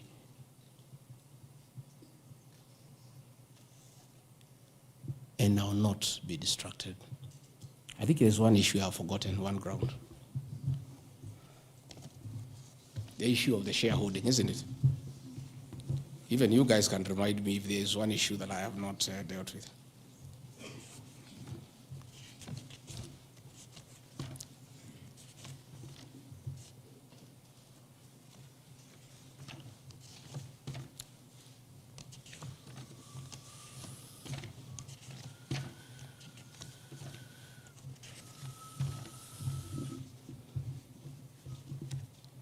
Can somebody there give me my notes on shareholding?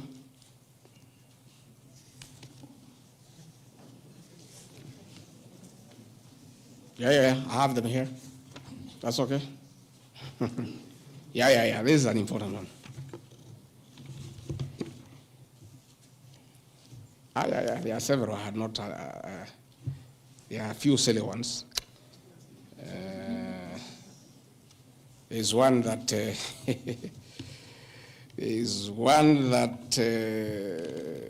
I'm conniving with cartels in the tea sector to block ATDA from implementing guaranteed minimum returns that would benefit small traders. The allegation is not true. No evidence whatsoever has been adduced to substantiate this claim. As far as I know, I've successfully completed my mandate, which was assigned to me by the president, which culminated into creating synergy between people who had taken KTDA to court and suspended the operation of the Tea Act. As a result, the Tea Act now is in operation. The president never mandated me to take over the affairs of the Ministry of Agriculture. He asked me to spearhead tea reforms. I did the tea conference in Kericho, brought all the stakeholders together, And as a result, I created a synergy among all the stakeholders, and we agreed that those people who had gone to court withdraw the cases, and now the Tea Act is operational, and that will see meaningful reforms. As to claims that I have stopped the selling of tea in Mombasa, there is no evidence to that effect, and I want to call upon the Honorable Mutuse to provide that evidence. Again, in matters coffee, I was given a job by the President to initiate the coffee reforms, which I have done successfully. I held the coffee conference in Meru for 3 days in 2023. For the last 2 years, I have been working with stakeholders, including members of Parliament and the Senate, which has culminated into 2 bills, the Coffee Bill 2023 and the Cooperative Bill 2023. These 2 bills, the Coffee Bill 2023 will see the reintroduction of the Coffee Board of Kenya that will market coffee for farmers without putting profit. We have also recommended the reintroduction of the Coffee Research Foundation or the Coffee Research Institute in Roiro to work on better varieties and drought-resistant crops. Through my efforts, again, I've completed my work. The 2 bills are before the National Assembly. I call upon members of the National Assembly immediately after the impeachment process to embark on these 2 bills and see them to fruition so that farmers can enjoy the work we have done in coffee reforms. I have seen another absurd, that I have taken control of a local cooperative society in Madira constituency where I was a member of Parliament. This is false. I should be told which society by name, because I know all the societies. I know all the farmers by name. It's really ridiculous. Again, there is no evidence. There is nothing. It's just trying to spoil my name before the people of Madeira who elected me as their member of Parliament. On the issues of shareholding, I think this matter has been discussed for a long time, and I think it's good tonight I put it in proper perspective. I wish to state that the allegation is equally false. None of my family members, allies, or associates are in control of any cooperative society in Madeira. That one I had done. In shareholding by virtue of the provisions of the 3rd schedule of the Political Parties Act, the constituent parties of Kenya Kwanza Coalition entered into various agreements which were deposited with the Speaker of the National Assembly and the Speaker of the Senate for purposes of Article 108 of the Constitution of Kenya. 16.2, the following were members, parties of Kenya Kwanza: UDA, ANC, Ford Kenya, PAR, Farmers Party, Chama cha Kazi, Communist Party, Economic Freedom Party, the Service Party, Tujibebe wa Kenya Party, Umoja na Maendeleo Party of Kenya, and the Democratic Party of Kenya. In accordance with provisions of Clause 3E of Schedule 5 of the Political Parties Act, each of the agreements contained in a power-sharing development agenda for certain regions in Kenya. I attach here copies of the said agreement. I'll give you the Kenya Kwanza agreement so that you know when I talk about shareholding, I'm not talking about Kenyans, I'm talking about this agreement that was signed by President William Ruto and almost everybody else on how power will be shared. I've never talked about sharing resources. I have been talking about power sharing for people to get what they deserve in sharing power in accordance with this agreement. Like, for example, in an agreement between UDA, ANC, and Ford Kenya, the UDA would nominate the president and the deputy presidential candidates, which has happened. I got my share, although I have no share certificate. The president would guarantee the stature, dignity, financial, and operational autonomy of those of the deputy president. It's in the agreement. The office of the deputy president will be allowed specific duties identified at Article 21 of the agreement. ANC will be allocated a position of cabinet Prime Cabinet Secretary to be established within 14 days. It was given to Musalia. The office of the Deputy President, Ford Kenya will be allocated the position of the Speaker of the National Assembly, which was given to Moses Wetangula. In accord with Article 2.1 of the Power Sharing Agreement, ANC and Ford Kenya would have a 30% share of national government positions. So, the Honorable Musalia Mudavadi, the Honorable Wetangula, and the people of Western, please don't condemn Rigathi Gachagua. The agreement is here, defining your share in the government. It is not me. I did not sign this document. It was signed by Musalia, Wetangula, and President William Ruto. So when I say about this share thing in terms of positions, I've never talked about resources, about development. Although it is also here, is that regions bargained with the president for shares. Musalia Mudavadi and Moses Wetangula bargained for 30% of shares within the Kenya Kwanza government. Although they were also supposed to give us 70% of the vote, which they did not. Nevertheless, since they gave a certain vote, they are still entitled to some share, one way or another. So it is not Rigathi Gachagua who said that a government is like a company. It is the agreement of the Kenya Kwanza, which I will be tabling in the National Assembly. It is not me. It went ahead to say it. He said, ANC and Ford Kenya would have 30% share of national government positions. That is cabinet secretaries, principal secretaries, high commissioners, ambassadors, diplomatic and consular representatives, chairpersons of state corporations, directors of state corporations, chairpersons and commissions of constitutional commissions, provided the 30% share is to be shared equally between the ANC and Ford Kenya.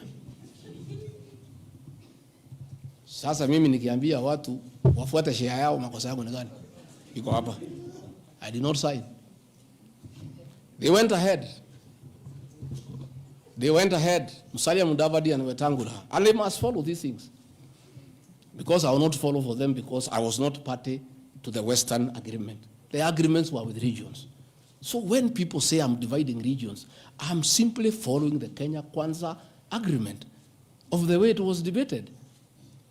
They went ahead and said, Article 22 of sharing agreement set out a list of priority projects which Kenya Kwanza would endeavor to fulfill in the ANC and Ford Kenya strongholds of Western Kenya between 2022 to 2027 on a priority basis. Musalia Mudavadi and Wetangula signed a package for Western Kenya. I've never heard anybody call them tribalists, but they signed an agreement demanding for Western Kenya. They demanded, and it was agreed it will be done. Completion of all incomplete or stored bitumen roads. Construction of an extra 1,000 kilometers of bitumen in Western Kenya. Revival and modernization of sugar factories in Western Kenya. Establishment of new industries identified in Article 22 of the agreement.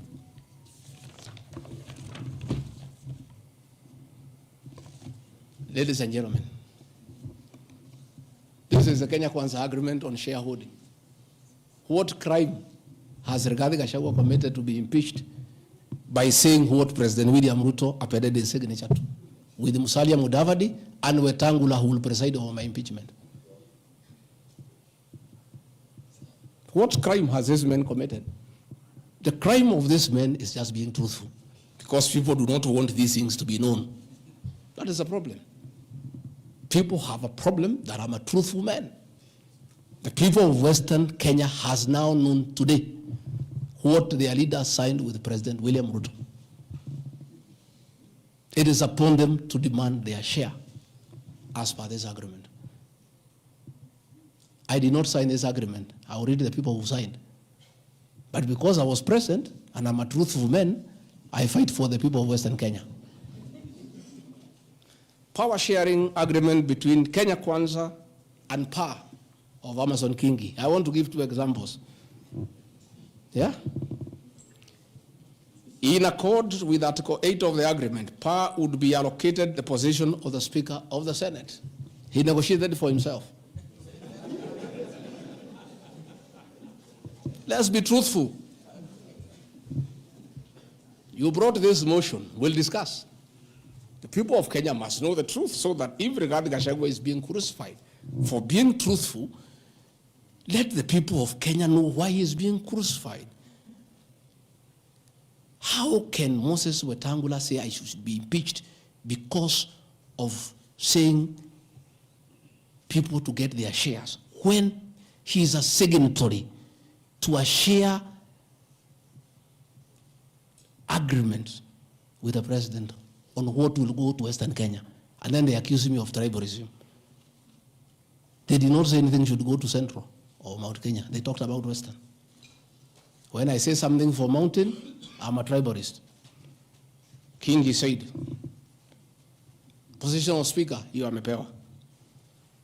Article 9A of the Power Sharing Agreement, power would nominate the candidate for appointment of 1 principal secretary when Kenya Kwanza came to power. Amepewa. For Article 9B, the Power Sharing Agreement, Kenya Kwanza and PAA would agree on what share of national government positions, cabinet secretaries, principal secretaries, high commissioners, ambassadors, diplomatic and consular representatives, chairpersons, state corporations, etc., etc. Power sharing agreement, that is a word, so that nobody should ever again in this country ever accuse me of talking of shares. It is not me. It is my boss, President William Ruto, who appended his signature with other leaders that Kenya is like a company of shares. It is not me. And he signed the agreements. Sharing Kenya is here, it's being shared. True or false? True or false? They have shared the Speaker, they have shared the Senate, they have shared Deputy President, they have shared the President. That's what I've been saying. And then I'm being told that I'm dividing the country along ethnic lines. I did not append this signature. I'm just being truthful. That is my crime. People want these things to be hidden so that they pretend to be nationalistic and say Rigathi Gachagua is tribal. But the people who append these signatures are the ones who should explain why they were signing things for their regions only. Yet they say they are national leaders. Power sharing agreement between the Kenya Kwanza coalition on one part and the Communist Party, nini. So, Service Party, at least I saw Chama cha Kazi. They say the party leader should get something. Moses Kuria was given something. The Service Party of Mwangi Kiujuri got nothing. You know? So, unajua sasa, ile shida iko Kenya hii ni ukora. And people not being truthful. The agreements are here. Like in a Communist Party, they have been making noise. They signed an agreement, they have not seen anybody. Yeah? So,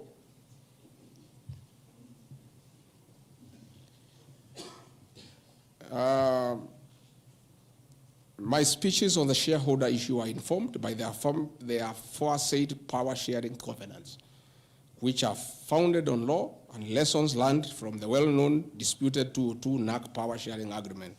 Further power sharing agreements are a feature of government formation in all democracies in the world that provide the formation of coalitions.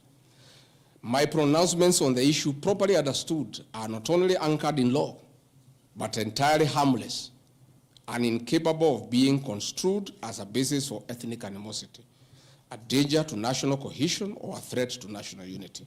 On the contrary, coalition building has been one of the most important innovations since the disputed 2007 elections in ensuring stability, equitable sharing of political power, national cohesion, and fostering of national unity. Indeed, Kenya Kwanza's main opponent in the 2022 general election, Azimio la Umoja, One Kenya Coalition Party, was a political party consisting of 25 or so political parties who also executed a power sharing agreement as required by Schedule 3 of political parties. However, notwithstanding of the said power sharing agreements, upon election as the Deputy President of Kenya, I went out of my way, as required by the Constitution of Kenya, to serve all Kenyans regardless of their political preferences during the election or ethnic origin. I'll produce videos on all those things. Again, my decision to embrace the broad-based government following the decision of the cabinet after the Gen Z protest is that I support coalition building. And even when the Honorable Wright Odinga came, he got some shares. True or false? I mean, surely, why is Rigathi Gachagua being vilified? By just being truthful. You know, it's good to be truthful. I have heard that my saying we observe this agreement is a threat to national unity. I have never been caught by the National Cohesion and Integration Committee to tell me that I have said something that can create ethnic disharmony. On the issues of one man, one vote, one shilling, I am told again that it can create tribal hatred. How? The one man, one vote, one shilling is not a formula for Mount Kenya region. Far from it. The one man, one vote, one shilling talks about equity. The gist of that formula is that all Kenyans should be treated equally. If we are giving bursary to the children of Kenya, let us agree how many children we have. If there are 30 million and we have 100 million, we divide equally and distribute to every constituency to those children. If a hospital takes care of 1,000 patients, we decide based on population what is the size of the hospital to be constructed in Roiro, where there are 800,000 people. If one borehole serves 500 people, do you construct one borehole in an area where there are 10,000 people? You need to construct more boreholes. That's all. And these populations are everywhere in Western Kenya, in Kisii, in Rift Valley. The high numbers are not just in the Mount Kenya region. This is a formula, in my view, that is good for everybody. Again, it is not a law because I pronounce myself. It's just an opinion. And in our democracy, I think it's only fair to allow people to have freedom of speech and to be entitled to an opinion. There are those who talk one man, one vote, 1 kilometer, and it is their right. And we should also listen to them and consider. And all those opinions can be harnessed and people can agree which is the best formula to take care of the people of Kenya. That is all I said. I wanted to read to the people, of course, the projects that were negotiated, but I don't seem to have that page. I produce it tomorrow in Parliament. So that when they hear I am fighting, I am also fighting for them.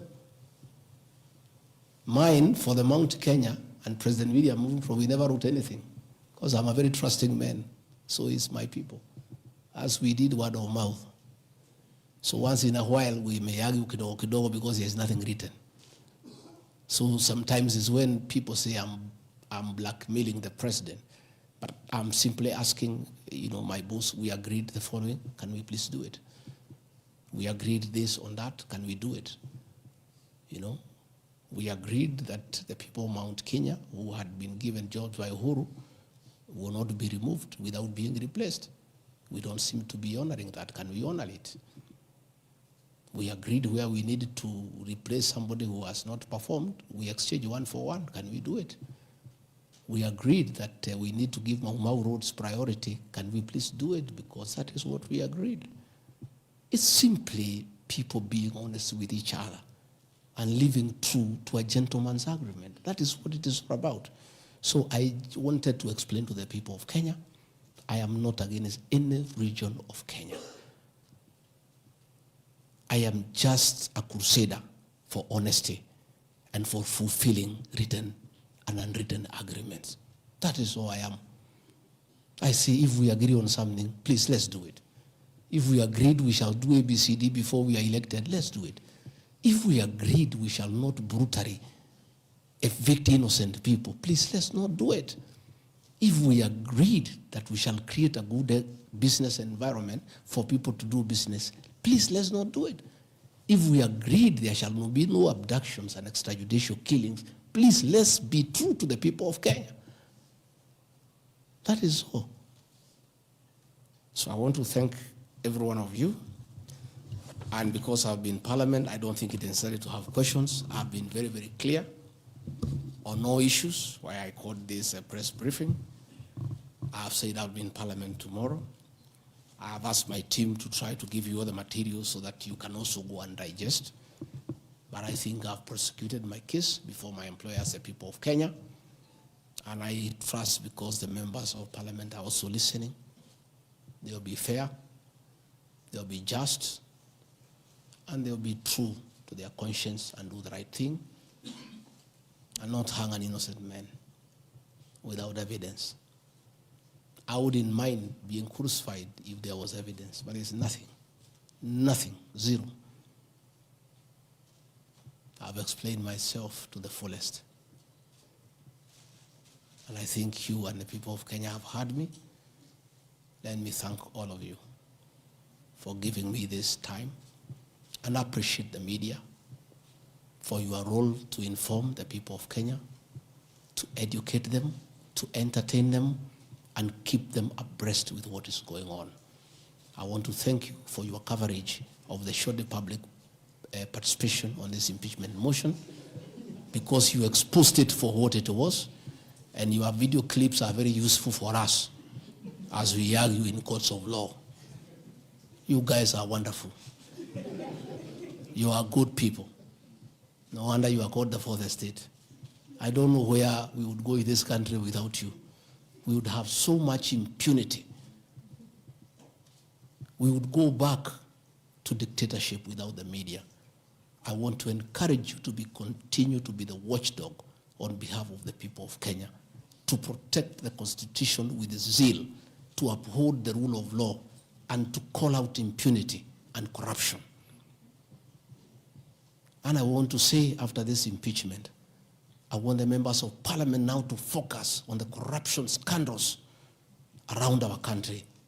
The Adani scandal, the issues in public health sector, the glaring theft of public resources. That is what Parliament should consider and take time. And that is what the people of Kenya want. And I really want to thank the media for being a very responsible watchdog on behalf of the people of Kenya. Please continue writing. Where Rigathi Gachagua has gone wrong, please write.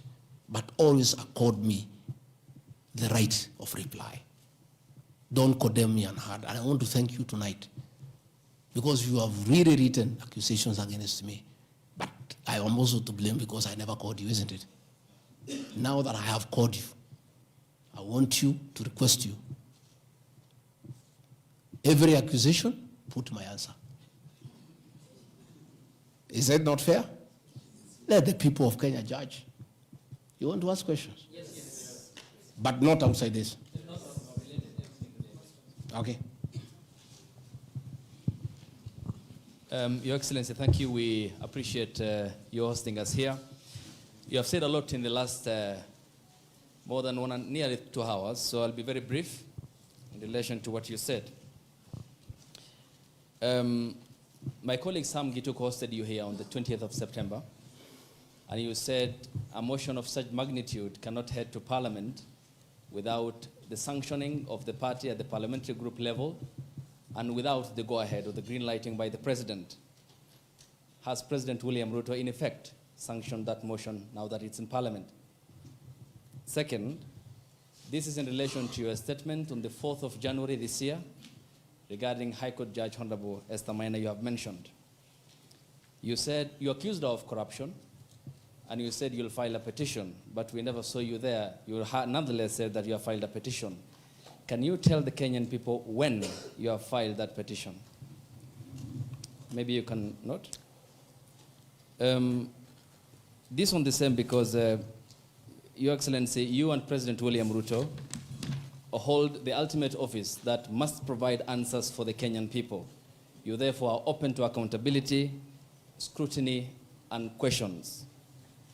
When you took your oath of office, you told the Kenyan people that the country has empty coffers, that you inherited empty coffers.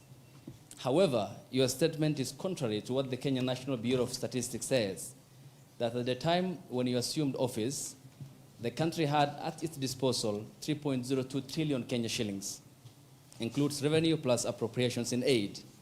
Why, Mr. Deputy President, did you make such a misleading statement in front of the Kenyan people and the world?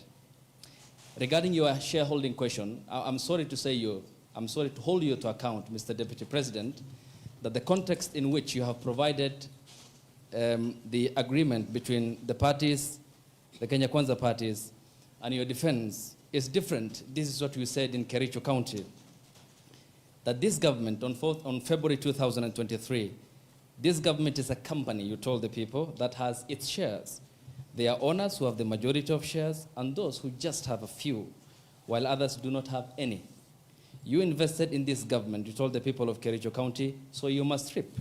You sowed, you tilled, you put manure and irrigated. Now it's your time to reap. Some few months later, the High Court quashed the appointment of more than 1,406 KRA officials. And the judgment? 700 of those officials were either from the Kalenjin or the Kikuyu community. How much of a responsibility will you take, being part of the presidency, of such gross locking out of Kenyans who qualify, who are competent, who merit, yet half of those appointments went to only 2 communities? That's enough. Thank you.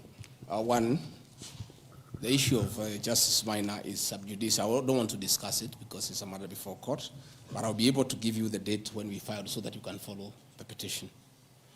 As to the issues that this motion cannot find its way to the Assembly without the President nod, that is true. It can't. It has its nod. As to the issue of shareholding, again, this is a matter that I'll be prosecuting. By answering your question, I'll delve into the merits and the demerits of the argument that will come up. But I also want to remind you that I did not say that it's a company. I said like a company. Like.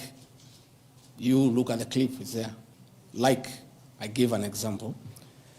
And a company has shareholders. I've just read to you there's 30% here for somebody.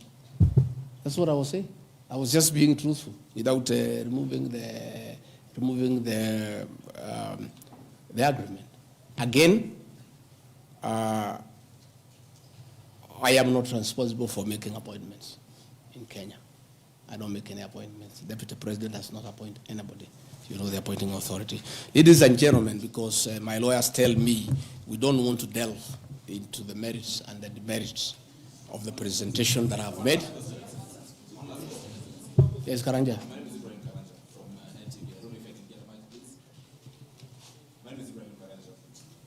From NTV. Your Excellency, when you apologized to President Uhuru Kenyatta, you said that the words used then were out of political reasons. That's why you are apologizing. So why should Kenyans believe you today that what you're saying is not for political reasons, for your own immediate benefit? My second question, Your Excellency, what next if this impeachment happens tomorrow? If you're impeached, what next for you? If you're not impeached, then what next in this political marriage between you and President William Ruto? Let's say your answer is what I've discussed here are facts. It's for the people of Kenya to look at the facts and decide whether they have the necessary veracity or not. As to what I'll do or not what I'll do, let's cross the bridge when we get there.